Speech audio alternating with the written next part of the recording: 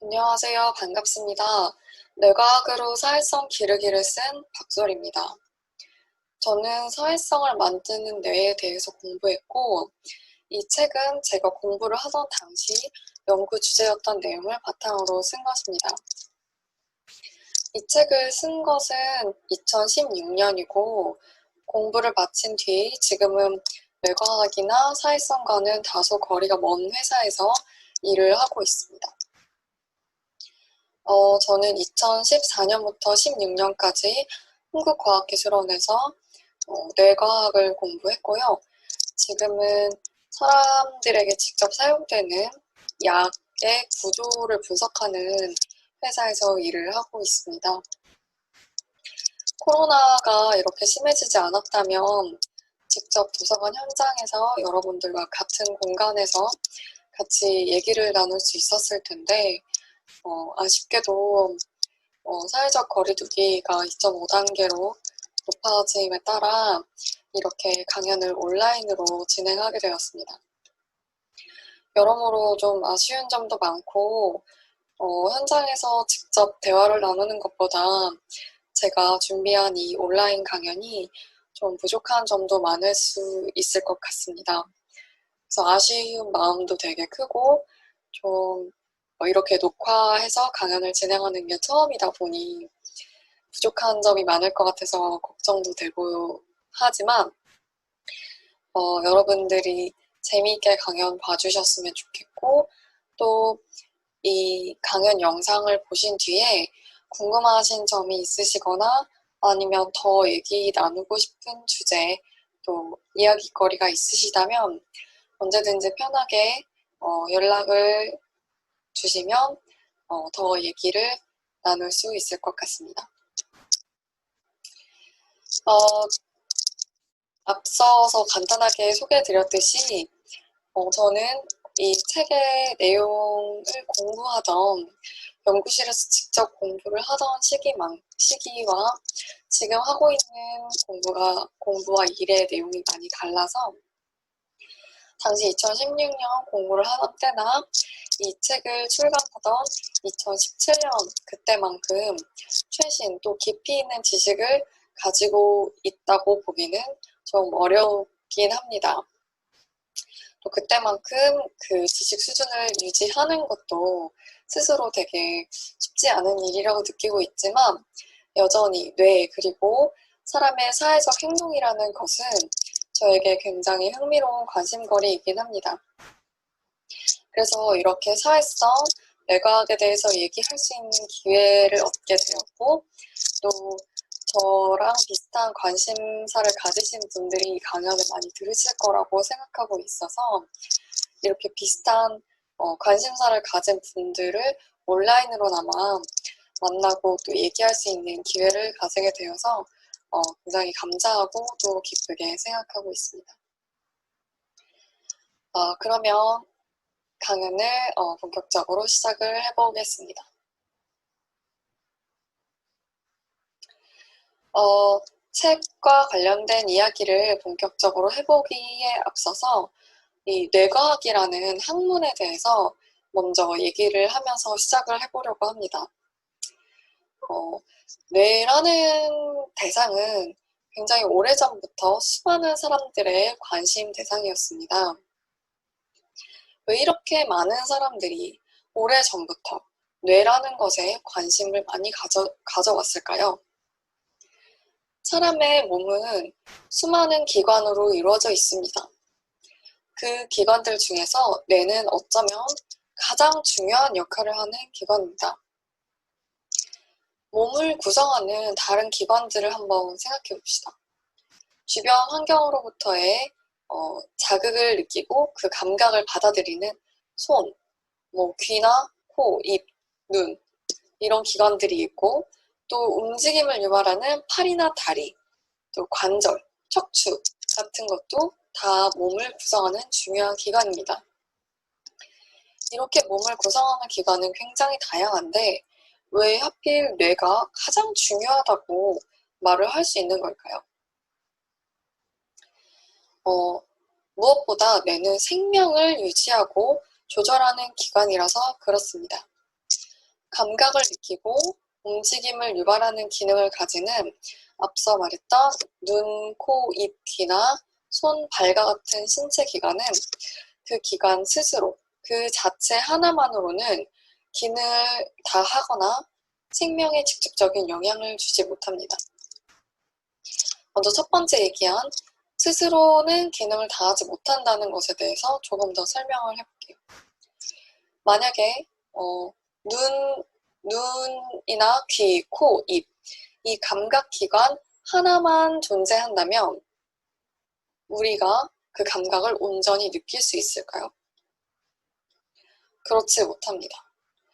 이 모든 기관들은 다 뇌의 조절을 받아서 감각을 느끼고 또 느낀 감각을 뇌에다가 전달을 해서 그 결과를 받아들이고 해석할 수 있습니다. 이렇게 모든 다른 감각기관을 통솔하고 조절하고 그 결과를 해석하는 기능을 바로 뇌가 하고 있는 것입니다. 손으로 이렇게 얼굴을 만져보았을 때 이 느낌을 손 스스로가 느끼는 것이 아니라 손은 이 감각을 뇌로 전달하고 뇌가 그 감각을 해석하고 받아들이게 되는 것입니다. 그래서 뇌가 사람의 몸에서 다른 기관보다 더 중요한 역할을 하는 기관이라고 말할 수 있는 것입니다. 다른 기관을 통솔하고 조절하고 그 결과를 해석하는 역할을 하기 때문이죠. 두 번째, 또 한 가지 이유는 뇌를 제외한 다른 기관은 생명 그 자체를 유지하거나 조절하는 데 있어서 직접적인 역할을 하지 않기 때문입니다. 다른 기관은 기능을 잃어버리거나 온전히 100% 기능을 다 하지 못해도 우리가 살아가는데 큰 지장을 주지는 않습니다. 하지만 뇌는 생명을 직접적으로 유지하고 조절하는 기능을 가지고 있습니다. 이렇게 중요한 기능을 하는 데에 비해서 다른 신체 기관과 뇌는 아주 큰 다른 점을 가지고 있습니다. 눈에 보이지 않는다는 것입니다. 또 아무리 이렇게 겉에서 살펴봐도 그 내부의 구조를 명확하게 보거나 또는 이렇게 손이 움직이는 것처럼 움직임을 명확하게 관찰할 수도 없습니다. 기능은 굉장히 중요하고 대단한 것 같지만 눈에 보이지 않기 때문에 뇌는 더 신비로운 존재이고 그래서 더 오래전부터 많은 사람들이 관심을 가졌던 것 같기도 합니다. 자, 이런 뇌를 연구하는 사람은 지금 세상에 굉장히 많아요. 뇌과학이라는 분야는 수년 전부터, 거의 한 10여 년 전부터 굉장히 각광을 받는 과학의 연구 분야였고요. 그만큼 뇌를 연구하는 사람들의 관심사는 굉장히 다양합니다. 뇌를 연구하는 사람들의 관심사가 많다. 즉, 뇌과학의 연구 분야가 많다는 말은 뇌가 가지고 있는 기능, 뇌가 할 수 있는 기능이 엄청나게 많다는 뜻도 됩니다. 겉으로 보이는 그 구조 자체도 굉장히 복잡하지만 겉으로 이렇게 보이는 것 그 이상으로 보이지 않는 내부의 구조는 훨씬 복잡하고요. 이미 지금까지 밝혀진 사실만 해도 말로 다 할 수 없을 정도로 뇌는 엄청나게 다양하고 복잡한 기능을 가지고 있는 기관입니다. 이런 뇌에 대해서 연구하는 과학자들은 크게 두 가지로 그 연구 분야나 관심사를 나눠서 볼 수 있습니다. 아주 단순하게 이렇게 두 가지로 나누어 보았을 때 하나는 뇌의 그 구조나 기능 자체를 밝혀내는 연구자들이 있습니다. 있는 그대로의 뇌에 대해서 지식을 쌓아나가는 연구자들이죠. 또 다른 하나는 뇌에 대해서 밝혀진 사실을 기계나 컴퓨터 프로그램 같은 사람 몸 바깥의 어떤 것에 적용하려고 하는 연구자들입니다. 뇌 자체를 연구하는 사람들과 뇌에 대해서 밝혀진 사실을 바탕으로 새로운 것을 만들어내는 두 가지 연구 분야로 나눠볼 수 있는 것이죠. 그 둘 중에서 제가 연구를 할 때 더 관심을 가졌던 분야, 제가 연구했던 분야에 더 가까운 것은 먼저 말했던 뇌 자체의 구조와 기능을 밝혀내려는 쪽에 가깝습니다. 뇌의 기능은 굉장히 다양하다고 먼저 말씀을 드렸습니다. 뇌의 구조는 겉으로 보이는 것도 복잡하지만 눈으로 볼 수 없는 그 구조는 훨씬 더 복잡하고 그만큼 가지고 있는 기능이 굉장히 다양하다고 먼저 말씀을 드렸습니다. 그 수많은 기능 중에서 저는 동물의 행동에 특히 관심을 가졌는데요. 동물의 행동이라고 하는 것만 해도 또 다시 엄청나게 다양한 종류로 나뉘어집니다. 말을 하는 것, 움직이는 것 등등 동물은 무수하게 다양한 행동을 할 수 있습니다. 그리고 그 행동 하나하나를 유발하는 뇌의 영역은 모두 다릅니다. 그리고 그 한 가지 행동에 대해서도 손의 움직임이라고 하더라도 첫 번째 손가락을 접는 것, 또 펴는 것, 반만 구부리는 것 등 이 각각의 행동 하나하나의 단계를 조절하기 위해서 뇌에서 일어나는 일도 모두 다릅니다. 저는 이런 동물의 행동들을 조종하고 또 조절하는 뇌의 기능을 전반적으로 공부했는데요. 이 다양한 행동 중에서도 특히 우리가 사회적 행동이라고 부를 수 있는 그 행동에 관여하는 뇌의 영역이 어디인지, 또 그 뇌가 사회적 행동을 조절할 때 어떻게 작용하는지에 대해서 관심을 가지고 연구했습니다. 제가 쓴 이 책의 제목에서도 알 수 있듯이 저는 사회적 행동, 이 책에는 사회적 행동, 즉 사회성이라는 것이 무엇인지에 대해서 책에서 설명을 하고 있는데요. 사회 속에서 살아가는 데 필요한 능력에 무엇이 있는지, 또 그 능력, 즉 사회성을 뇌가 어떻게 만들어내고 조절하는지에 대해서 이 책에서 얘기를 하고 있습니다. 다양한 행동 중에 동물의 사회적인 행동에 특히 관심을 가지고 쓴 책인 건데요. 좀 제가 지금까지 설명드린 것만 해도 약간 어렵다고 느끼시는 분도 한두 분은 계실 수 있을 것 같아요. 저도 이걸 어떻게 쉽게 말해야 좋을지에 대해서 항상 고민을 하면서 공부를 했고요. 그래서 이 책에서는 어려운 지식만을 나열하는 교과서 같은 그런 글을 쓰기보다 실제로 우리가 생활하는 데 있어서 내가 어떻게 기능을 하는지, 그 기능의 결과로 나타나는 사회성이 무엇인지, 어떻게 뇌가 그 사회성을 만들어내는지 그 과정을 보여드리려고 좀 애를 썼습니다. 이 책을 지금 이 강연을 듣고 계신 분 중에서는 이 책을 읽어보신 분도 계실 거고, 아니면 책에 대해서 들어보기만 하신 분도 계실 것 같아요. 아니면 진짜 이 강연에서 이 책을 처음 접하신 분도 계실 거라고 생각을 합니다. 책에 대해서 들어보신 분이나 책을 읽어보신 분이라면 대답을 어쩌면 해주실 수도 있을 것 같아요. 근데 여기서 말하는 사회적 행동이라는 거는 근데 뭘까요? 책의 제목에도 써있는 이 사회성이라는 말을 들으면 혹시 떠오르는 게 있으실지 궁금합니다. 제가 이 책에 대해서 책을 읽어보신 분들과 얘기를 나눠본 적도 많고, 또 책의 주제와 관련해서 강연도 몇 번, 많이는 아니지만 한두 번씩 해봤는데, 그때마다 오신 분들에게 꼭 여쭤보는 질문이 이것입니다. 사회성이라는 말을 들으면 무엇이 떠오르시나요? 제가 지금 온라인으로 녹화를 하고 있어서 직접 강연을 들으시는 분들의 대답을 들어볼 수는 없지만 그래도 한번 지금 잠시 한 10초 정도 생각을 해보시면 좋을 것 같습니다.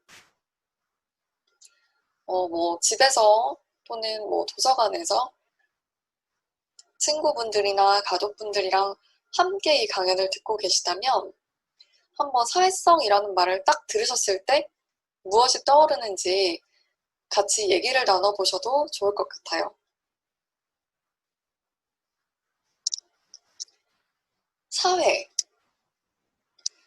사회라는 것은 사람들이 살아가는 이 세상에 대해서 얘기할 때 정말 많이 나오는 말입니다. 사람은 여러 명이 사회라는 구조를 이루어서 사는 대표적인 동물이기 때문입니다. 사람이 아닌 다른 동물들을 보면 혼자서 살아가는 동물도 있고 또 여러 마리가 모여서 함께 살아가는 동물도 있습니다.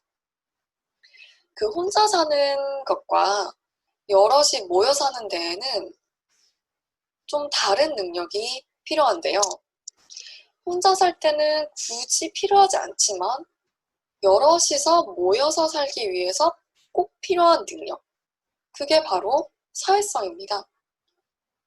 사회성을 정의하자면 나 혼자가 아니라 내가 누군가와 함께 여럿이서 함께 사는데 모여 살 때 필요한 어떤 능력 또는 성질이라고 할 수 있을 것 같아요.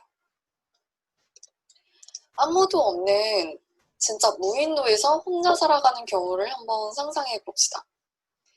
지금 여러분은 다 가족이 있으실 거고 또 친구와 함께 시간을 보내시는 경우도 많을 거예요. 하루 중에서 또는 일주일, 한 달 동안 내가 보낸 시간을 떠올려 봤을 때 요즘 코로나가 너무 심해지니까 주변과의 접촉을 줄이고 방에서 나 혼자만 지내는 시간이 늘어났지만 지금같이 코로나가 유행하지 않을 때는 친구도 만나고 또 굳이 친구를 만나지 않더라도 동네 슈퍼를 가서 장을 보더라도 내가 아는 사람일 수도 있지만 모르는 사람이어도 다른 사람을 자꾸 만나게 됩니다.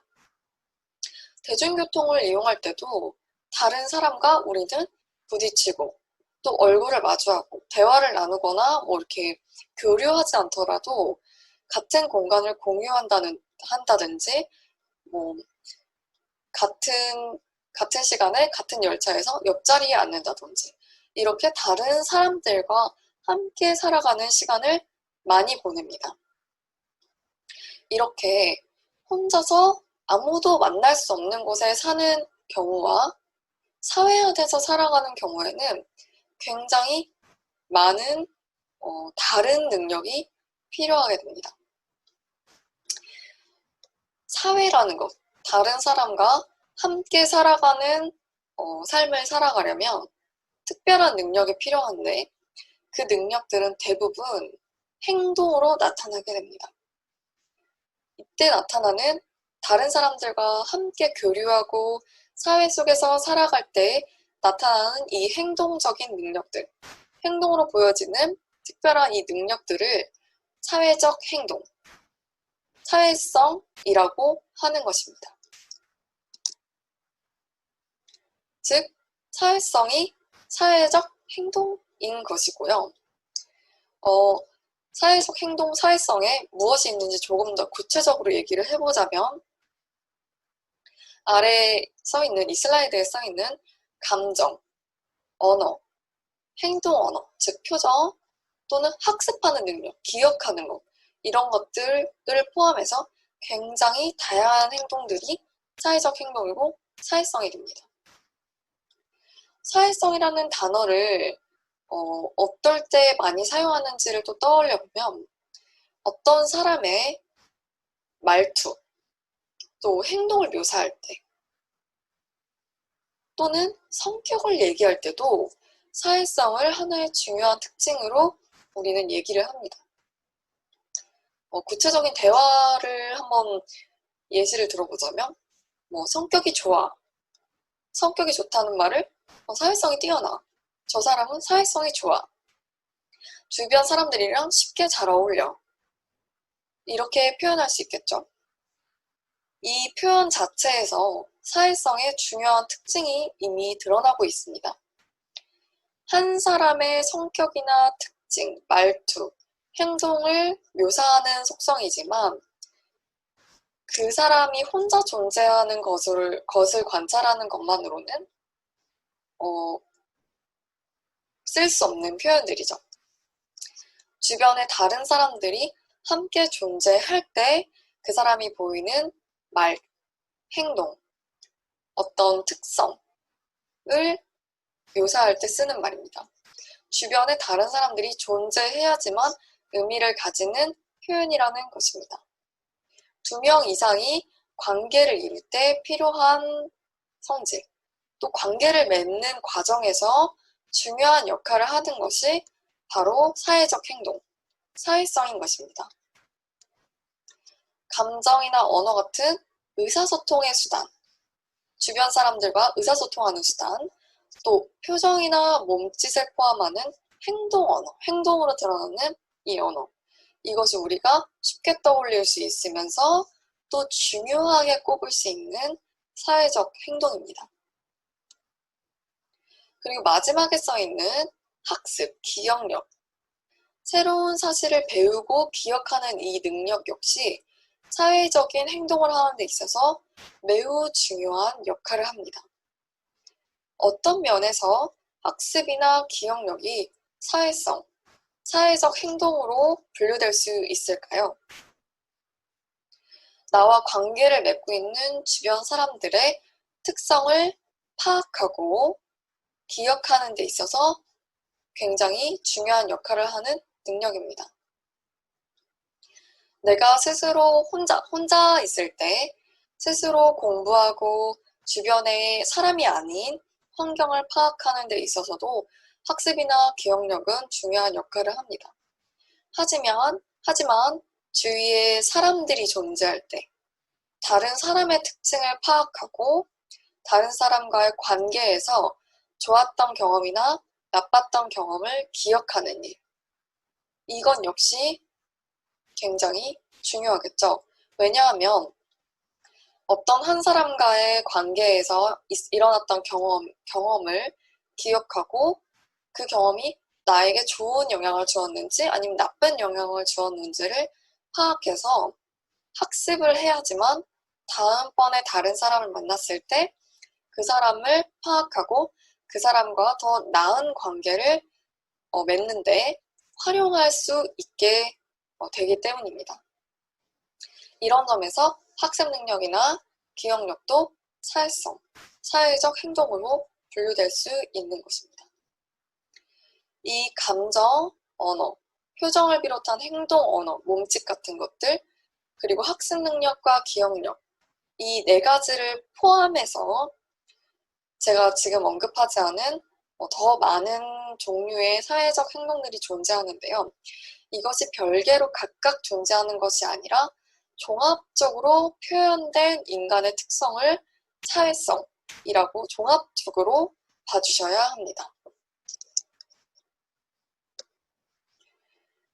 그런데 지금 말씀드린 이 4가지는 물론이고 이 외에 제가 말씀드리지 않았던 일부 사회적 행동들은 사람이 아닌 다른 동물에게서도 충분히 관찰이 됩니다.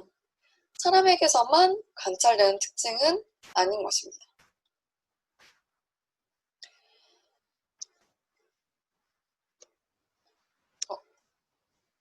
됐다.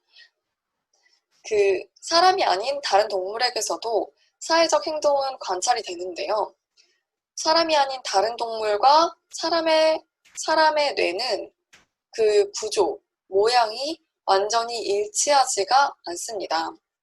사회적 행동 역시 다른 신체의 움직임이나 행동과 마찬가지로 뇌에 의해서 유발되고 조절되고 결과가 해석이 되는데 그 행동을 유발하는 뇌 자체의 구조가 다르다면 사람과 다른 동물이 보이는 사회적인 행동, 사회성에는 다른 점이 있지 않을까요?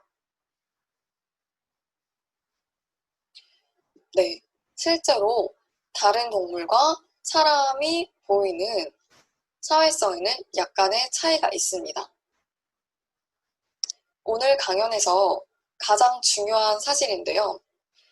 다른 동물은 가지고 있지 않은 사회적 행동에는 굉장히 다양한 종류가 존재하지만 그 중에서 다른 동물은 가지고 있지 않은, 나타낼 수 없는 사람만이 가지고 있고 보일 수 있는 사회성이 존재합니다. 많은 뇌과학자들이 이 사실에 굉장히 주목을 하고 있는데요. 다른 동물과 사람의 차이점, 다른 동물로부터 사람이라는 동물을 구분시켜주는 특징, 사람을 사람답게 만들어주는 것. 다른 동물도 다 뇌가 있지만 사람을 사람답게 만들어주는 그 특성이 무엇일지를 뇌과학자들이 고민하고 있는 것입니다.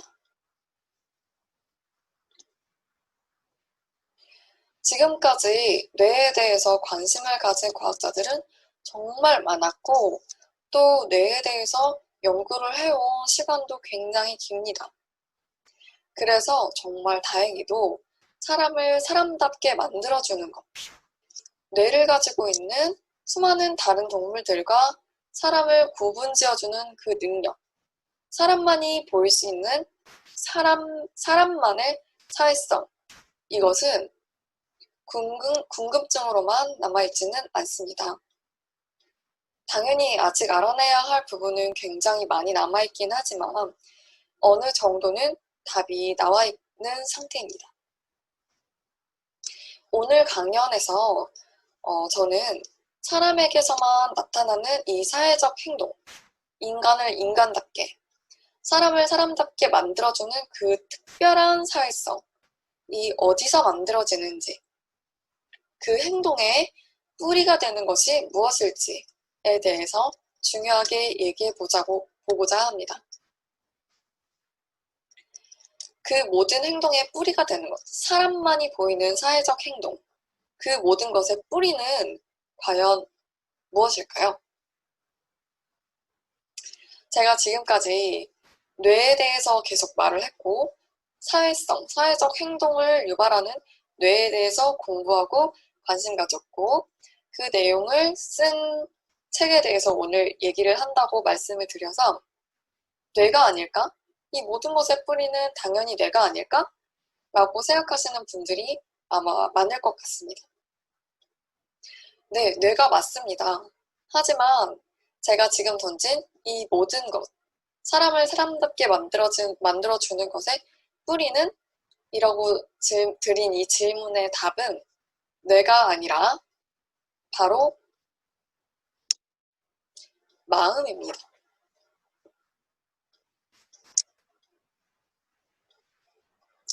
갑자기 뇌에 대해서 실컷 말을 하다가 마음이라는 대답을 하니까 좀 뜬구름 잡는 것 같고 이야기가 다른 데로 새는 것 같고 모호하다는 느낌이 드실 수도 있을 것 같습니다.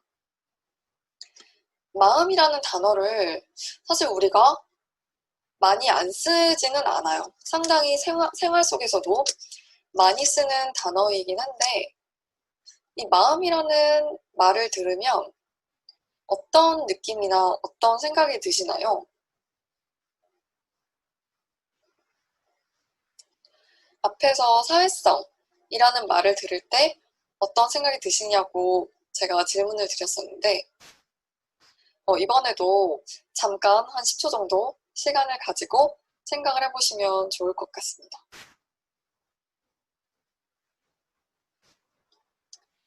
지금까지 제가 실컷 얘기했던 뇌라는 것은 사실 딱 들으면 실체가 명확하게 떠오르는 존재입니다. 우리는 뇌가 어디 있는지 너무 잘 알고 있죠.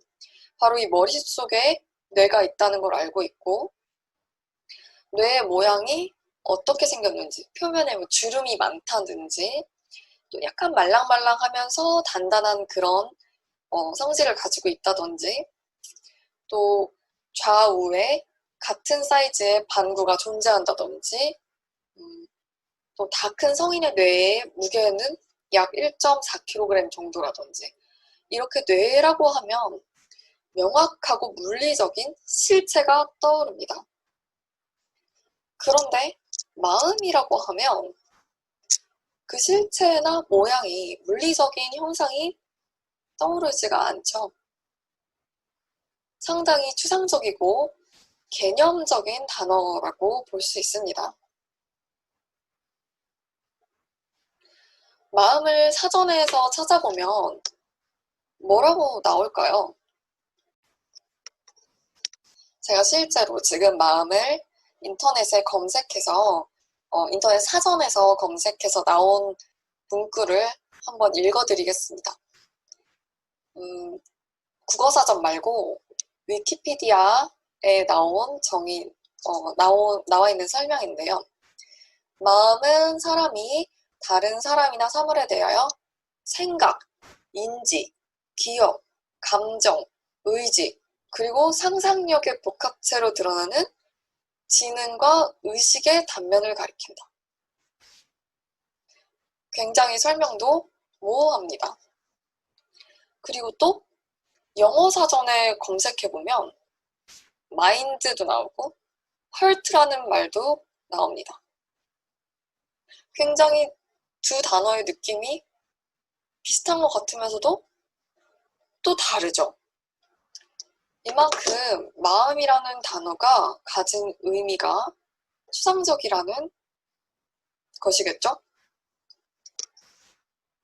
그런데 오늘 제가 이 강연을 들으시는 여러분에게 말씀드리고자 하는 인간만이 가진 사회성, 사람을 사람답게 만들어주는 사회성의 실체가 바로 마음입니다. 너무 추상적이죠? 하지만 이 강연을 끝까지 들으시고 나면 마음이라는 것이 지금처럼 추상적인 것이 아니라 마치 이 뇌처럼, 이 제 손가락의, 엄지손가락의 손톱처럼 손에 만져지고 모양을 알 수 있는 구체적인 무엇으로 마음속에? 제가 지금도 마음이란 단어를 썼는데요. 여러분의 기억 속에 남게 될 것입니다. 자, 그럼 마음이 무엇인지 한 단계씩 찾아가 보도록 할게요.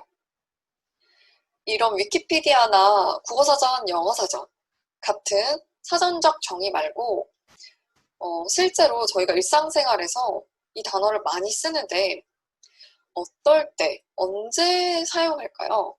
한번 생각을 해볼까요? 자, 마음이라는 말을 언제 많이 쓸까? 궁금해서 제가 친구들한테도 좀 물어보고 인터넷에 무작위로 마음이라고 검색을 해봤습니다. 그랬더니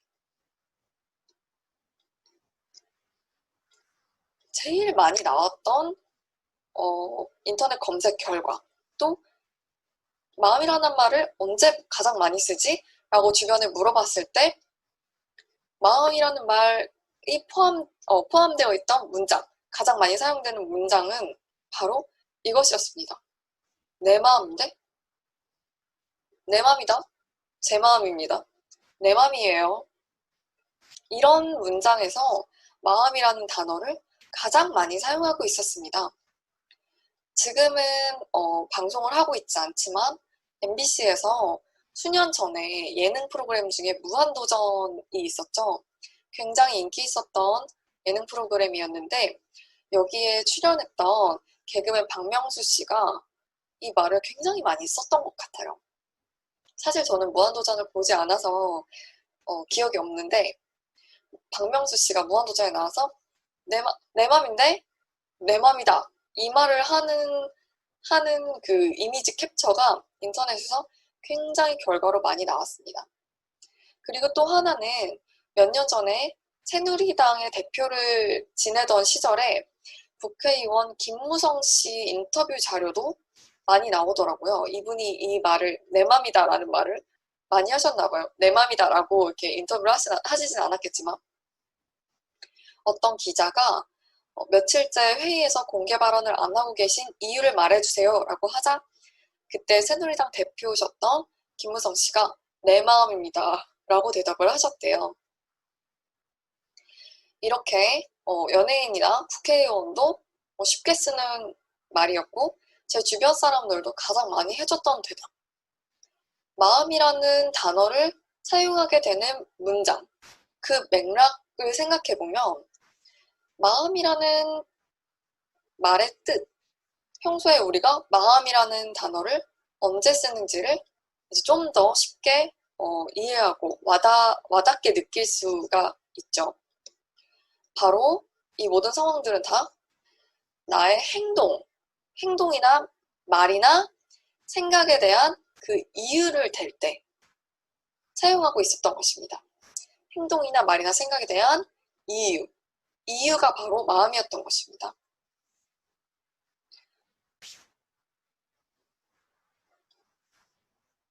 나의 행동이나 말이나 생각을 만들어내는 것이 곧 마음이다. 조금 덜 추상적이 되셨나요?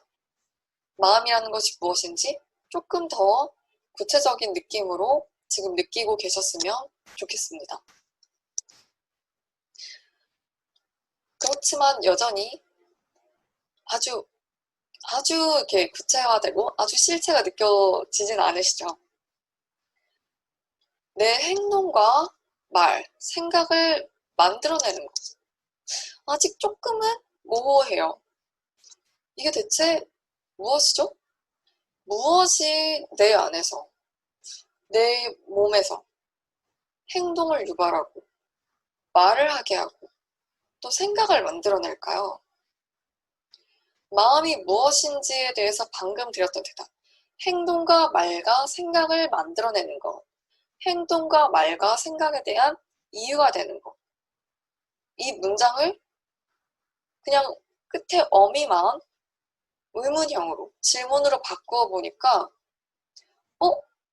제가 이 강연의 앞부분에서 계속해서 말씀드렸던 내용. 우리가 이미 답을 알고 있는 질문이 되어버렸습니다. 내 행동과 말과 생각을 만들어내는 것은 누구지? 어디에 있는 거지? 우리는 이게 무엇인지 이미 알고 있고 그것이 어디에 있는지도 명확히 알고 있습니다. 무엇이죠?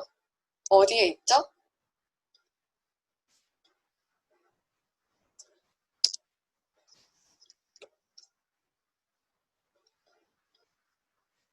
바로 뇌입니다.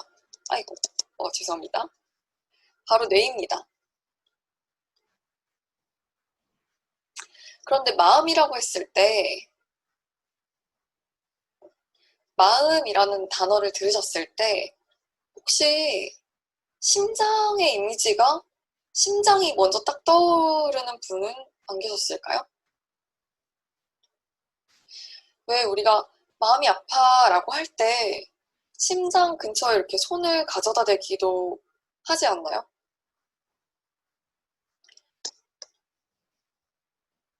제가 이 강연의 앞부분에서 뇌에 대해서 너무 실컷 얘기를 하고 또 제가 뇌를 공부했고 오늘 이 강연을 하게 된 계기가 된 제가 쓴 책도 뇌에 대한 책이기 때문에 여러분들이 당연히 마음이라고 했을 때 뇌를 많이 생각을 하셨을 수 있을 것 같지만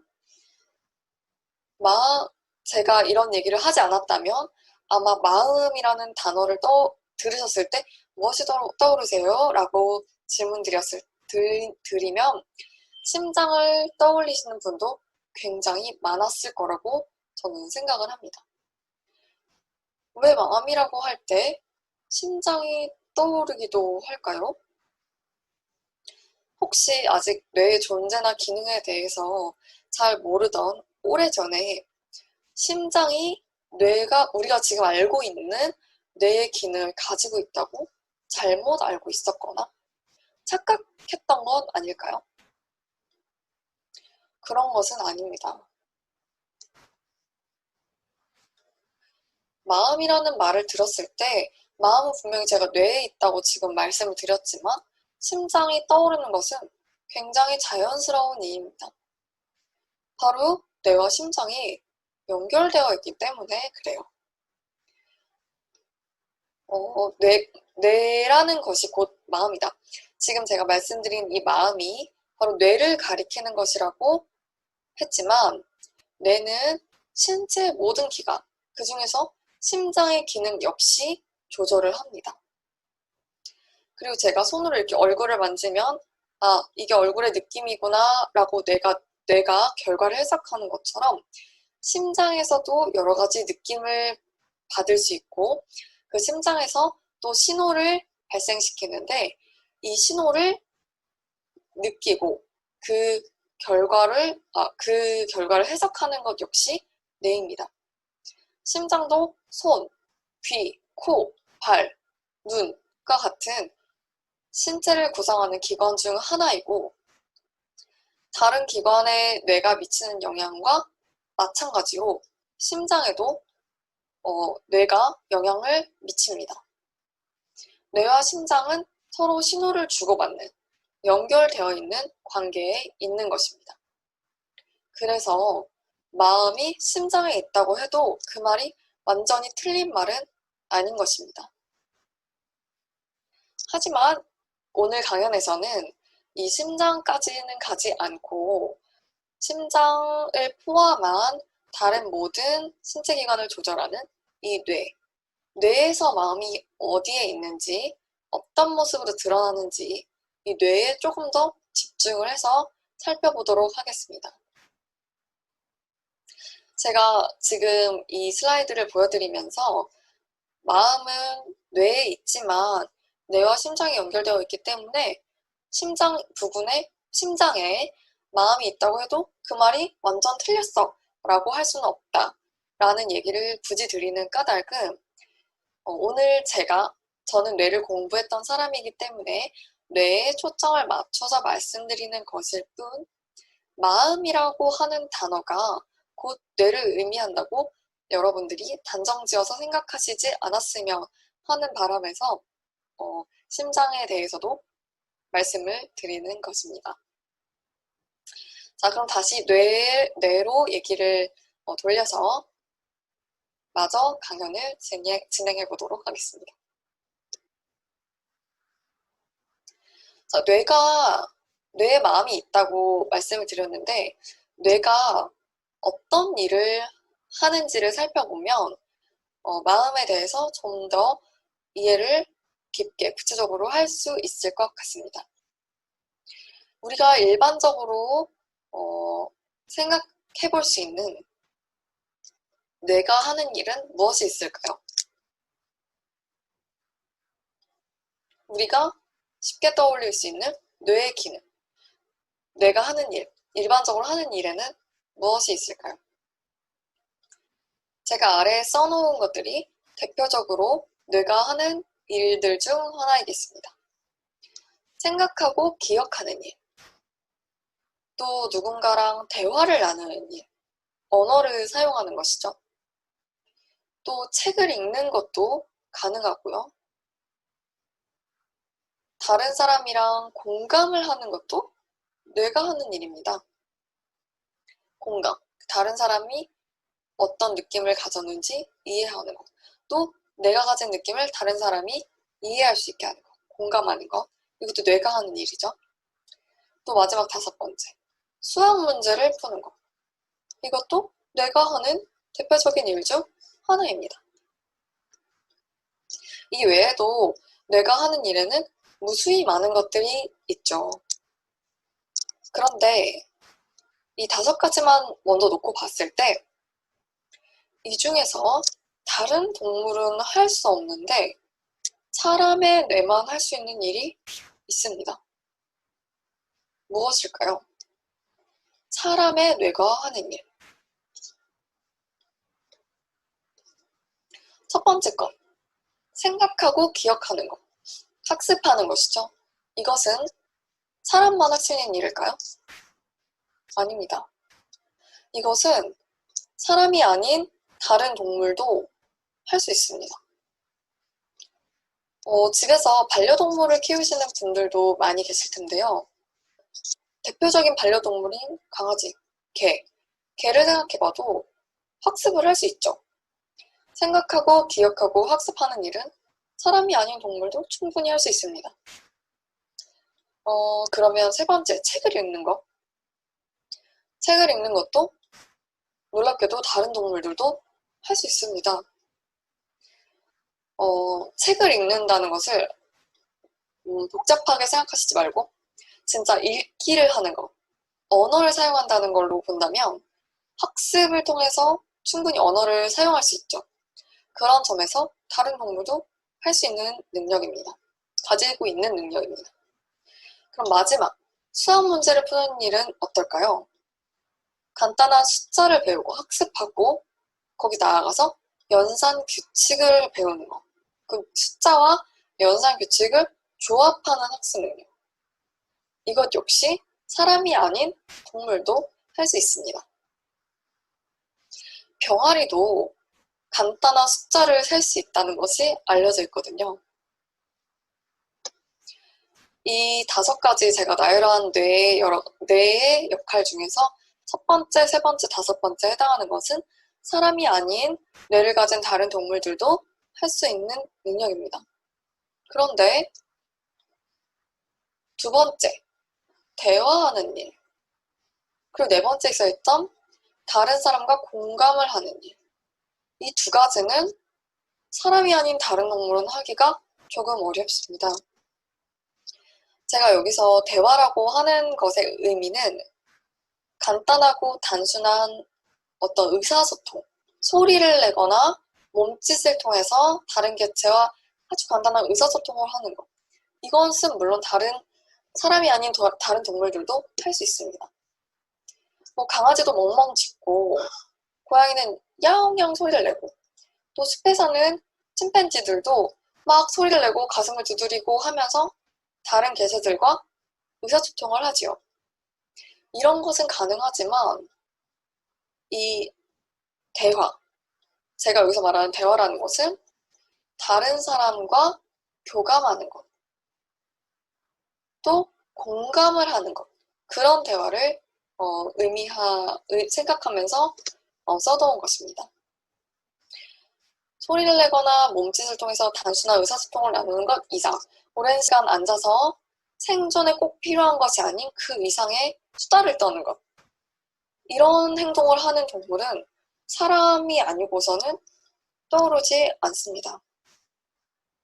이렇게 교감하고 공감하는 대화, 이런 행동이 바로 사람의 뇌만 할 수 있는 행동이고 능력인 것입니다.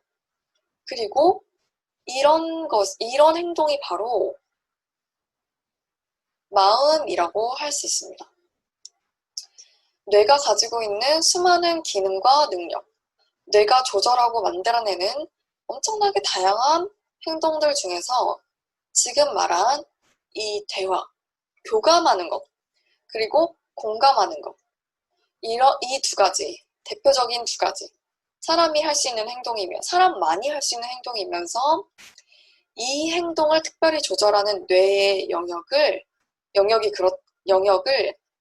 마음이 존재하는 곳이다 라고 볼 수 있는 것입니다.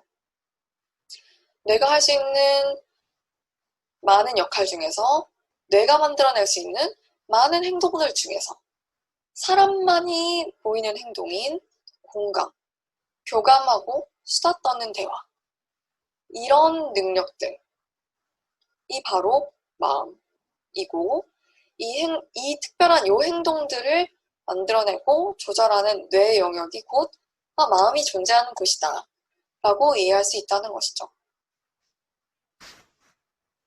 그리고 놀랍게도 이 마음이 어디 있는지는 이미 밝혀져 있습니다.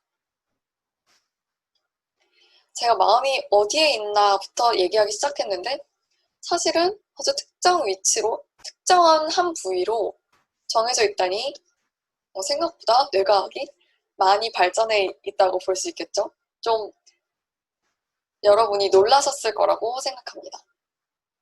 뇌 중에서 마음이 그럼 어디 있는지 제가 딱 알려드릴게요. 어디에 있을지 제가 바로 알려드리기 전에 간단한 힌트를 드릴 테니까 어디에 있을지 유추해 보시면 재밌을 것 같습니다.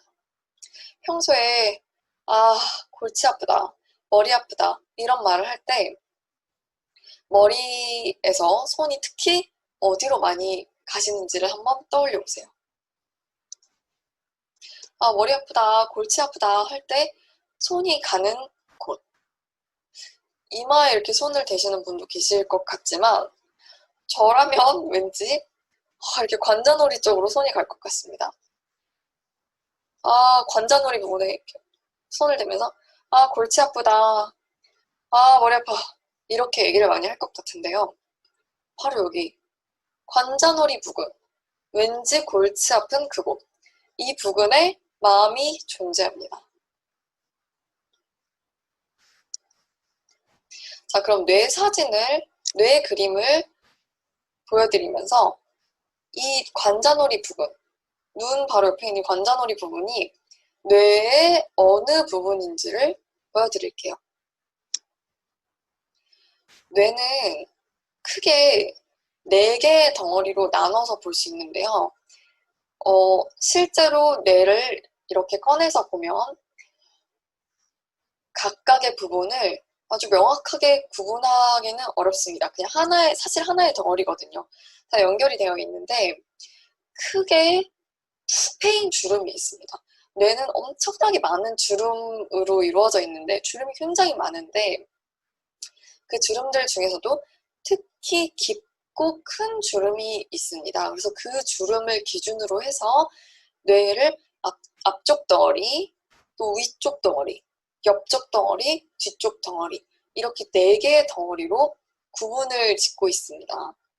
사실 기능에도 조금 차이가 있긴 한데 그 기능을 기준으로 나눴다기보다는 뇌가 워낙 크고 또 그 구조가 복잡하니까 연구할 때 또 보기에 편리하게 보기 위해서 뇌 영역을 앞쪽, 위쪽, 옆쪽, 뒤쪽으로 이 주름을 기준으로 나눠 놓은 것 뿐입니다. 한글로는 한자어를 써서 앞쪽 덩어리라고 해서 전두엽, 위쪽은 두정엽, 옆쪽은 측두엽, 뒤쪽은 후두엽 이렇게 한자어를 쓰고 있는데요. 마음이 위치한다고 제가 지금 말씀드렸던 이 관자놀이 부근은 뇌의 그 네 덩어리 중에서도 윗부분인 두정엽과 옆부분인 측두엽의 경계에 해당합니다. 다시 모호해졌습니다. 마음이라고 하는 그 영역은 이 두정엽과 측두엽 사이, 마치 경계의 주름, 사실 여기는 주름이 없거든요. 주름은 요 전두엽과 두정엽을 가르는 깊은 주름이 있고 전두엽과 측두엽을 가르는 깊은 주름이 있고 측두엽과 후두엽을 가르는 깊은 주름이 있는데 공교롭게도 측두엽과 두정엽 사이에는 깊은 주름이 없습니다. 요 경계 부분이 마음이 위치한 곳입니다. 이 부분에는 이름이 있는데요. 마음이라고 부르지 않고요. 이 부분의 이름은 측두, 두정, 정합입니다. 말 그대로 측두엽 옆부분 덩어리와 두정엽 윗부분 덩어리가 만나는 곳, 정합이라는 한자 조합입니다. 이름은 너무 재미가 없죠. 재미가 없지만 어렵지는 않습니다. 말 그대로 그냥 단어를 조합한 것일 뿐이니까요. 측두, 두정, 정합. 그곳이 바로 마음이 위치한 곳입니다. 측두엽과 두정엽이 만나는 곳. 여전히 재미가 없는데 영어로도 이 마음이 위치한 뇌 영역의 이름은 측두엽 템포럴과 두정엽 페리에탈이 만나는 곳, 정션. 여러분 고속도로 지날 때 JC 있죠, JC. JC가 교차하는 곳이잖아요. 그때 사용되는 J가 바로 정션입니다. 만나는 곳이라는 뜻이에요. 영어로도 측두엽과 두정엽이 만나는 곳이 이 영역의 이름입니다. 바로 이곳에 마음이 위치하고 있고 이 측두 두정 정합이 바로 사람만이 가지는 사회성, 사람을 사람답게 만들어주는 행동과 특성을 유발하는 곳입니다. 측두 두정 정합은 사람만이 가지는 사회성, 마음을 만드는 곳이다. 그럼 이 마음이라는 곳이 어디인지를 명확하게 짚어냈으니까 마음이 하는 역할 역시 과학적으로 정의를 내리고 좀 더 명확하게 설명할 수 있었으면 좋겠죠? 과학자들은 거기까지도 다 이미 해놓았습니다. 마음이 하는 역할, 이 사람만이 가지는 사회적 행동이라는 것을 아주 단적으로 보여줄 수 있는 예시가 있고요. 그 예시를 토대로 해서 마음의 기능, 마음의 역할, 마음이라는 것의 정의를 이론으로 정리를 해두었습니다. 이 이론의 이름이 있는데 이론의 이름이 무엇이냐면 마음의 이론입니다. 이름을 너무 쉽게 지었죠. 마음이 무엇인지 정의하는 것, 마음이 하는 역할, 마음의 능력, 마음이라는 것이 유발하는 그 행동을 정의하는 것, 그 이론이 바로 마음의 이론입니다. 영어로도 Theory of Mind, 마음의 이론이에요. 이 마음의 이론의 정의가 뭐냐면 말 그대로 마음이 하는 역할을 설명하는 것인데 내 마음과 당신의 마음, 다른 사람의 마음은 서로 분리되어 있고 별개의 것이라는 것. 이게 바로 마음의 이론입니다. 사람마다 각자 다른 마음을 가지고 있고 나의 마음과 다른 사람의 마음이 내리는 결정, 내 마음과 내 친구의 마음이 만들어내는 행동, 말과 생각은 다르다, 별개의 것이다 라는 것이 마음의 이론이 설명하는 바입니다. 장기하와 얼굴들이라는 가수를 아시는 분이 아마 많겠죠? 장기하와 얼굴들의 노래 중에서도 가사에 그건 네 생각이고 라는 가사가 있는 노래가 있더라고요. 바로 이 표현이 마음의 이론을 매우 명확하게 설명해주고 있습니다. 그건 네 생각이고 이건 내 생각이다. 내 생각과 네 생각은 별개의 것이고 분리되어 있다. 라는 것이 바로 마음의 이론이 설명하는 바입니다. 이 마음의 이론을 잘 수행할 수 있어야지 정상적이고 잘 발달된 사회성을 가지는 사람이다. 인간적인 인간이다. 라고 할 수 있겠습니다. 당연히 사람이라면 누구나 이 마음의 이론을 이해하고 있고 잘 수행할 수 있을 것 같죠. 그런데 꼭 그렇지만은 않다고 합니다. 그러면 내가 마음의 이론을 잘 수행할 수 있는지 어떻게 알 수 있는 방법이 있을까요? 이 마음의 이론을 잘 수행할 수 있는지 그 기능을 테스트해 볼 수 있는 방법도 과학자들은 만들어 놓았습니다. 굉장히 쉽고 간단한 것인데 여러분도 수행할 수 있는지 한번 다 같이 해보면 재밌을 것 같아요. 사실 이 방법은 이 마음의 이론을 잘 수행할 수 있는지 없는지 확인해보는 이 방법은 제가 쓴 책인 뇌과학으로 사회성 기르기에도 나와 있습니다. 그래서 책을 읽어보신 분이라면 이미 이 테스트가 어떤 것인지 또 어떤 방법인지 아실 거고 해보셨을 수도 있을 것 같아요.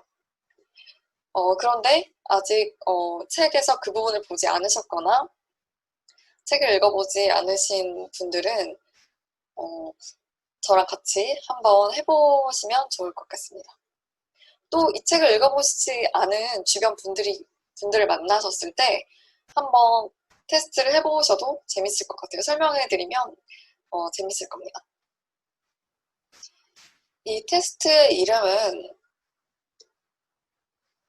셀리 앤 테스트라고 하는데요. 제가 상황을 제시해 드릴 건데, 이 상황 속에서 등장하는 인물의 선택을 추측해 보는 겁니다. 일종의 상황극 테스트인 거고요. 테스트의 이름은 이 테스트를 처음 만든 사람이 제시의 등장인물 이름이 셀리하고 앤이어서 셀리 앤 테스트라고 부르는 것입니다.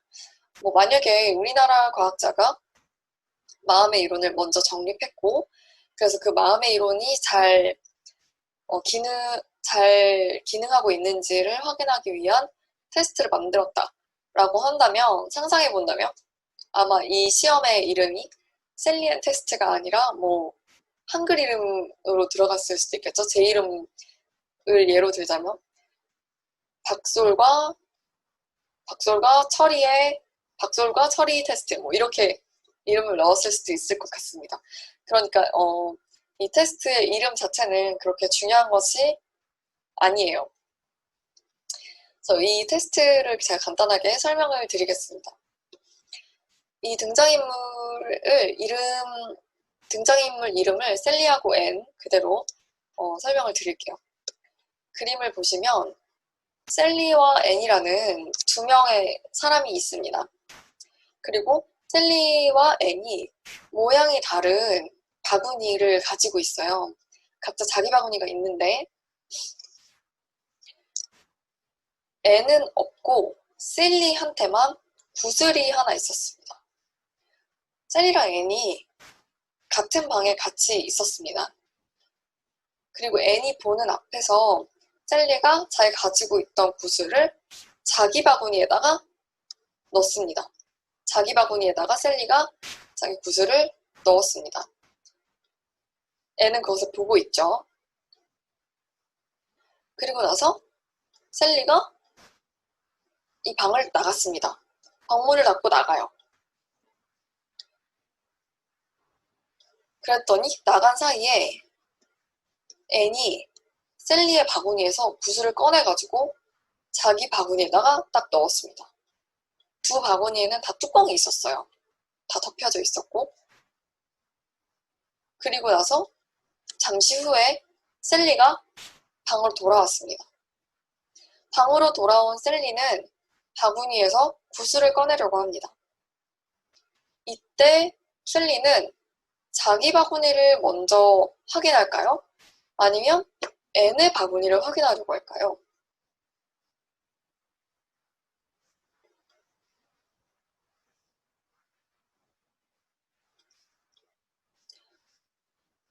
오랜 시간 동안 생각해 볼 여지가 없습니다. 아마 이 강연을 듣고 계시는 분들은 100%? 99%는 셀리가 자기 바구니를 먼저 확인할 것이라고 생각하실 거고 그렇게 대답을 하셨을 겁니다. 이렇게 대답하신 여러분은 모두 마음의 이론을 수행하실 수 있는 것입니다. 뇌 속에 존재하는 마음이 제대로 정상적으로 잘 기능하고 계시다는 뜻입니다.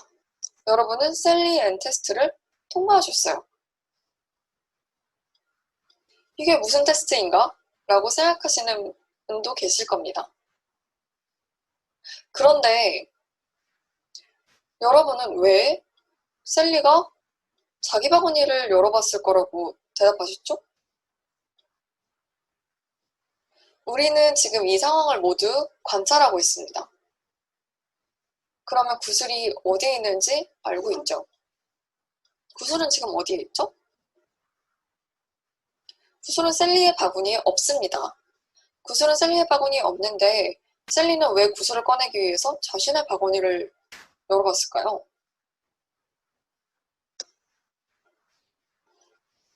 바로 이 대답. 여러분이 셀리가 자신의 바구니를 먼저 확인할 거라고 대답하신 그 이유가 굉장히 중요합니다. 우리가 알고 있는 사실, 앤이 알고 있는 사실, 그리고 셀리가 알고 있는 사실, 이 세 사람이 알고 있는 사실이 각각 별개이고 다르다는 걸 여러분이 인지하고 계시기 때문에 셀리가 자기 바구니를 열어볼 것이라고 대답하셨을 겁니다. 나와 다른 사람, 타인이 알고 있는 바, 또 생각하는 바, 그것에 따라서 행동하고 말하는 것이 달라진다는 것을 여러분이 알고 계시다는 뜻입니다. 나와 다른 사람의 마음이 별개이고 다르다는 것을 알고 계신다는 것입니다. 나와 다른 사람의 마음이 별개이다, 다르다 라는 것이 곧 마음의 이론이라고 했죠. 너무 당연한 게 아니냐고 질문하시는 분들이 계실 겁니다. 그렇지만 이것은 당연하지 않습니다. 여러분의 뇌 속에 존재한 이 마음, 측두두정 정합에 존재하는 이 마음이 잘 발달했고 기능을 잘 하고 있기 때문에 당연하다고 생각하시는 것일 뿐, 이 마음의 이론을 수행하지 못하는 사람, 셀리엔 테스트에서 우리와 다른 답변을 내놓는 사람, 이 테스트를 통과하지 못하는 사람이 생각보다 많이 존재합니다. 나와 다른 사람의 마음이 별개로 존재한다, 다르다. 그래서 나와 다른 사람이 같은 상황에서도 다른 생각을 하고 다른 느낌을 받고 그 결과로 다른 말과 행동과 결정을 내리게 된다는 것을 받아들이지 못하고 이해조차 하지 못하는 사람이 실제로 존재합니다. 도대체 누가 그러냐고요? 이것은 성격의 문제가 아닙니다. 5살이 되지 않은 어린이들 하지 못합니다. 또 이 뇌 특수두정 정합 영역에 직접적인 손상을 입은 사람, 다쳤을 수도 있고 태어나면서부터 선천적으로 뇌의 어떤 발달에 문제가 있어서 마음의 영역, 측두두정 정합 부분이 충분히 발달이 안 된 사람도 있을 수 있어요. 그 경우는 마음의 이론을 수행할 수가 없습니다. 마음이 발달하지 못했으니까 당연히 마음의 기능을 할 수 없습니다. 마음이라는 것은 언어나 우리가 중학교 때 수학 시간에서 배우게 되는 근해 공식 같은 것처럼 누군가에게 배우거나 외워서 기억해서 수행할 수가 없는 것입니다. 뇌의 그 영역이 특별하게 발달을 해야지만 이해할 수 있는 것, 수행할 수 있는 것, 기능할 수 있는 능력인 것입니다. 이 영역에 손상을 입었다, 발달이 어떤 유전적인 요인이나 발달상의 문제로 애초에 잘 발현되지 못했다 라고 하면 당연히 마음의 이론이 수행되기 어렵겠지만 이 5세 미만의 어린이는 무엇 때문에 마음의 이론을 또 수행하지 못할까요? 사람의 뇌는 엄마에게서 아기가 태어날 때 그 순간에 100% 완전히 성숙한 상태로 태어나지 않습니다. 태어난 뒤에도 일부 영역은 조금씩 더 성숙을 하게 되는데요. 이 측두두정 정합 영역이 태어난 뒤에도 발달을 하는 중요한 영역 중 하나입니다. 사람이 태어난 뒤에 5살 정도가 될 때까지 서서히 측두두정 정합이 발달을 해나갑니다. 그렇기 때문에 아직 5살이 되기 전에 아이들은 이 마음의 역할을 충분히 수행하지 못하는 것입니다. 아직 발달 중이기 때문에. 5살이 될 때까지 마음이 점점 더 발달하게 되는 것이고 그 발달이 완전하게 이루어지기 전에는 나와 다른 사람의 마음이 별개라는 것, 내가 이렇게 생각을 해도 저 사람은 지금 다른 생각을 한다, 다른 느낌을 받는다, 그래서 다른 말과 행동을 보일 수 있다 라는 것을 받아들이지 못해요. 마음이 아직 충분히 만들어지지 않았기 때문에. 그러면 애초에 이 마음이라는 것, 측두두정 정합 영역이 뇌에 존재하지 않는 동물들은 어떨까요? 당연히 마음의 이론을 수행할 수 없겠죠. 마음이 없으면 마음의 이론도 당연히 나타날 수 없습니다. 사람의 뇌에서 마음의 기능을 하는 곳이 다른 동물의 뇌에는 실제로 아예 존재하지 않고요. 그래서 이 마음이라는 것이 사람을 사람답게 만들어주는 것이라고 말씀드리는 거고요. 다른 개체의 마음이 어떤지, 그들이 나랑 같은 상황에 있을 때 어떤 다른 생각을 하는지 알 수도 없고 별로 관심도 가지지 않습니다. 사람은 다르죠. 사람은 정말 다른 사람한테 관심이 많고 그 관심을 바탕으로 서로 관계를 맺고 그 관계가 얽히고 설키고 복잡해져서 사회를 구성하게 됩니다. 이렇게 사람이랑 동일한 수준으로 마음의 이론을 수행할 수 있는 동물은 존재하지 않는데 사람과 굉장히 유사한 수준의 행동을 보이는 동물이 있긴 있습니다. 유인원 중에 침팬지의 경우는 굉장히 단순한 수준으로 마음의 이론과 유사한 행동 또 능력을 수행할 수 있는 것처럼 보입니다. 그렇다면 침팬지의 뇌에 측두 두정 정합 영역이 조금 덜 발달된 상태로 존재하는 걸까요? 그건 아닙니다. 침팬지의 뇌에도 측두 두정 정합 영역은 존재하지 않습니다. 침팬지의 뇌와 사람의 뇌는 모양과 구조에 분명한 차이가 있습니다. 그리고 그 뇌의 구조를 아무리 살펴봐도 측두 두정 정합 영역은 존재하지 않아요. 대신 상측 두구라고 하는 다른 영역이 존재하는데 사람의 뇌에는 상측 두구 영역이 없습니다.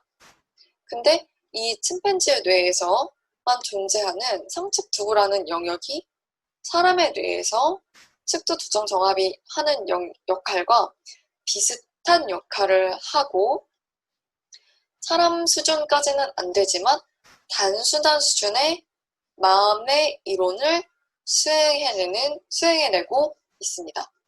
상측 두구라는 영역이. 좀 구체적인 생활 속의 상황을 예시로 들어서 이 상측 두구의 역할이 어떤 것인지 좀 더 설명을 드리도록 하겠습니다. 구체적인 생활 속의 예시를 들어서 침팬지 같은 유인원과 사람의 마음의 이론을 수행할 수 있는 능력 수준을 비교해 보도록 하겠습니다. 첫 번째 상황으로 추위에 떨고 있는 친구를 발견했습니다. 사람이라면 어떻게 할까요? 떨고 있네? 왜 저렇게 혼자 떨고 있지? 지금은 나는 하나도 안 추운데 친구는 추워 보인다. 내가 입고 있는 겉옷을 좀 줄까? 이 겉옷을 줄 때 나라면 기쁠 것 같은데 저 친구도 기분이 좋을까? 혹시 기분 나빠하진 않을까? 나와 생각이 다를 수 있으니까. 이렇게 복잡한 여러 가지 생각을 할 수 있을 것 같습니다. 침팬지라면 어떨까요? 침팬지는 사람처럼 옷을 입진 않으니까 옷을 벗어줄까 말까 이런 고민을 하진 않겠지만 자기가 춥지 않아도 가까이 가서 이렇게 살펴본다든지 옆에 있어주거나 안아주거나 이런 행동을 보이는 개체가 있었다고 합니다. 사람이라면 대부분 그럴 것 같기도 한데 침팬지는 좀 개체마다 차이가 컸다고 하고 나랑 다른 개체가 이 같은 시간이랑 공간 속에 있지만 다른 감정을 가진다, 다른 생각을 가진다 라는 것을 어느 정도 이해해야지 할 수 있는 행동이라고 볼 수 있겠죠? 이것도 마음이 있어야지 할 수 있는 행동인 것이죠. 그럼 두 번째 상황을 볼게요. 친구가 물에다가 이렇게 고구마를 씻고 있습니다. 사람이라면 어떤 행동을 할까요? 제일 먼저 뭐해? 라고 물어볼 수 있을 것 같습니다. 아니면은 가만히 보고 있다가 나도 따라서 물에 씻을지도 모르겠습니다. 침팬지라면 어떨까요? 이건 사실 원숭이들에게서 실제로 관찰된 행동인데 한 원숭이가 바닷가에서 모래가 묻은 고구마가 있었는데 그거를 바닷물에다가 씻어서 먹었습니다. 우연히 한 마리가 왜 그랬는지 이유는 알 수 없는데 물에다 고구마를 씻어 먹었고 그것을 본 집단의 다른 개체들도 한두 마리씩 고구마에 묻은 모래를 물에 씻어서 먹기 시작했고, 나중에 그 집단 전체가 고구마를 무조건 바닷물에 가서 씻어 먹는 행동을 하게 되었습니다. 나와 다른 개체가 하는 행동을 보고 따라하고 결과적으로 배우게 되는 것이죠. 내가 생각하지 못한 다른 것을 다른 개체는 생각하고 있다는 전제 하에 나랑 다른 개체가 다른 생각을 한다는 것을 인지해야지 할 수 있는 따라하기 행동인 것이죠. 그렇다면 이 마음이라는 게 온전히 인간만의 전유물이 아니었던 걸까요? 그렇지는 않습니다. 여전히 마음이라는 건 인간만이 가지고 있는 인간 고유의 특성이라고 할 수 있는데요. 앞서 그 상측두구라는 영역이 존재한다는 것을 설명할 때 제가 말씀드렸듯이 침팬지나 유인원이 수행할 수 있는 마음의 이론은 아주 단순한 수준에만 머물고 있습니다. 마음의 기능 중에 하나가 바로 사회적 학습인데요. 고구마를 물에 씻어 먹는 것 같은 그런 행위를 따라하고 배우는 것. 이런 거는 유인원도 충분히 수행을 한다고 합니다. 그래서 굳이 마음의 역할이 많이 필요하다기보다 마음의 역할이 물론 있으면은 더 빨리 잘 이루어지긴 하겠지만 우연에 의해서도 집단 안에서 물리적으로 가깝게 여러 마리가 산다면 일어날 수 있는 행동이거든요. 이 정도는 수행할 수 있지만 두 번째 마음의 중요한 기능이라고 볼 수 있는 사회적인 감정을 느끼는 것. 타인에게 공감하고 내가 직접 경험을 하지 않았는데도 다른 사람이 얘기를 듣거나 타인을 관찰하는 것만으로도 같은 감정을 느끼는 것. 이런 것이 바로 사회적 감정을 느끼는 게 되겠죠? 이 경우는 사람 정도는 아니지만 다른 동물도 어느 정도는 합니다. 다른 개체가 막 화가 나거나 슬퍼서 와 하고 소리를 지르거나 막 가슴을 두드린다거나 이러면은 그것을 관찰하는 다른 개체들도 비슷한 감정을 느낄 수밖에 없어요. 그 행동을 보면 막 같이 무서워한다거나 같이 화를 낸다거나 같이 소리를 지른다거나 이런 반응을 보일 수 있는데 사람은 거기서 한 발 더 나아가서 뭐 오디오를 듣거나 아니면 TV 영상을 보거나 책을 통해서 관찰하는 것만으로도 다른 사람이랑 같은 감정을 느끼고 감정을 느낀 결과로 신체적인 반응이 나타나기까지 하죠. 또 신체적인 반응이 나타나지 않더라도 다른 사람이 어떤 감정을 느끼고 있는지를 충분히 이해합니다. 마음이라는 것이 존재하기 때문에 좀 더 복잡한 수준의 사회적 감정을 느낄 수가 있는 것입니다. 이것보다 한층 더 높은, 제일 높은 수준의 어려운 마음의 기능은 바로 신념이나 의지, 의도를 파악하는 것인데요. 예를 들면 거짓말이 여기에 해당합니다. 거짓말. 내가 어떤 의도를 가지고 거짓을 말하는 것. 또 내가 어떤 것을 믿는 것. 나의 신념이나 의지에 따라서 말과 행동을 하고 생각을 하는 것. 이런 거는 거의 모든 동물 중에서 사람만이 유일하게 할 수 있는 것입니다. 아무리 침팬지가 마음의 이론을 조금 수행할 수 있다고 하더라도 다른 개체가 만약에 거짓된 의도로 어떤 행동을 할 때 그 의도를 파악할 수 있을까요? 파악할 수 없습니다. 또 사람은 말로써 설명을 하지 않더라도 거짓된 의도를 파악할 수 있고 눈치챌 수 있고 이해할 수 있습니다. 이것은 정말 고도로 마음이 발달해야지만 이해할 수 있는 능력인 것이죠. 굉장히 복잡한 수준의 관계를 맺고 사회를 이루는 데 있어서 꼭 필요하고 중요한 기능입니다. 사람만이 가지고 있는 마음의 기능, 사람을 사람답게 만들어주는 바로 그 사회적 행동, 사람만의 특징이 바로 이런 고도로 발달한 수준의 마음이 있어서 나타나는 행동과 능력인 것이죠. 자, 지금까지 뇌에서 마음이 어디에 위치해 있는지 알아봤고 또 마음이 하는 기능, 그 중에서 마음이 만들어내는 사람만의 고유한 특성, 그 사회성이 무엇인지에 대해 살펴봤습니다. 이렇게 사회성이라는 것은 나 혼자가 아니라 다른 사람들과 함께 또 모두가 잘 살기 위해서 꼭 필요한 능력인 것입니다. 여러 사람이 모여 살 때 그 중에서 내가 제일 잘 사는 게 아니라 모두 같이 잘 살기 위해서 필요한 능력이고, 이 능력은 다른 동물과 사람을 구분지어주고 사람을 사람답게 인간다움을 만들어주는 중요한 특성입니다.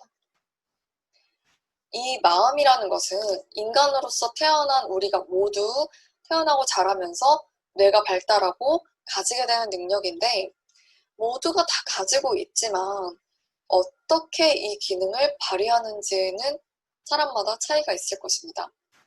다른 근육을 쓰는 것과 마찬가지로 이 마음이라는 것, 사회성이라는 것도 쓰면 쓸수록 발달하고 좋게 쓰면 좋게 쓸수록 더 좋은 방향으로 사용하는 습관이 들게 됩니다. 자세를 바로 하는 것과 비슷합니다. 나 하나에 대해서만 혼자 이기적으로 생각하는 것이 아니라 내 주변 사람들과 내가 함께 잘 살고 싶다는 그런 생각을 가지고 그 바람을 가지고 노력을 할수록 좋은 사회성이 점점 더 발달하고 결과적으로 더 인간다운 사람이 될 수 있는 것입니다. 사회성에 대해서 이렇게 정리를 하면서 오늘 강연을 마치도록 하겠습니다. 감사합니다.